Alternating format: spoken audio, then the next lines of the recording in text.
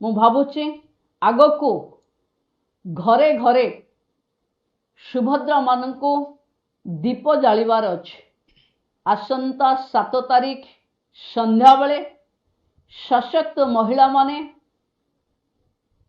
ମା ସୁଭଦ୍ରାଙ୍କ ପାଖରୁ ତାଙ୍କ ଶକ୍ତି ପାଇଁ, ତାଙ୍କ ପରିବାରର ମଙ୍ଗଳ ପାଇଁ ଏବଂ ମୋ ପରିବାର ସହିତ ମୋ ଗାଁ ଏବଂ ମହିଳା ସମାଜ ସଶକ୍ତ ହଉ, ଏହାକୁ ନେଇ ପ୍ରତି ସୁଭଦ୍ରା ଗୋଟିଏ ଗୋଟିଏ ସୁଭଦ୍ରା ଗୋଟିଏ ଗୋଟିଏ ଦୀପ ଜାଳିବା ଦରକାର ଅଛି।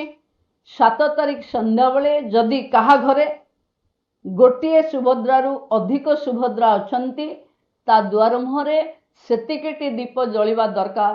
ମୁଁ ଭାବୁଛି ଆଗକୁ ଘରେ ଘରେ ସୁଭଦ୍ରା ମାନଙ୍କୁ ଦୀପ ଜାଳିବାର ଅଛି। ଆସନ୍ତା 7 ତାରିଖ ସନ୍ଧ୍ୟାବେଳେ ସଶକ୍ତ ମହିଳାମାନେ ମା ସୁଭଦ୍ରାଙ୍କ ପାଖରୁ ତାଙ୍କ ଶକ୍ତି ପାଇଁ, ତାଙ୍କ ପରିବାରର ମଙ୍ଗଳ ପାଇଁ ଏବଂ ମୋ ପରିବାର ସହିତ ମୋ ଗାଁ ଏବଂ ମହିଳା ସମାଜ ସଶକ୍ତ ହଉ, ଏହାକୁ ନେଇ ପ୍ରତି ସୁଭଦ୍ରା ଗୋଟିଏ ଗୋଟିଏ ସୁଭଦ୍ରା ଗୋଟିଏ ଗୋଟିଏ ଦୀପ ଜାଳିବା ଦରକାର ଅଛି। 7 ତାରିଖ ସନ୍ଧ୍ୟାବେଳେ ଯଦି କାହା ଘରେ ଗୋଟିଏ ସୁଭଦ୍ରାରୁ ଅଧିକ ସୁଭଦ୍ରା ଅଛନ୍ତି, ତା ଦ୍ୱାର ମୁହଁରେ ସେତିକିଟି ଦୀପ ଜଳିବା ଦରକାର।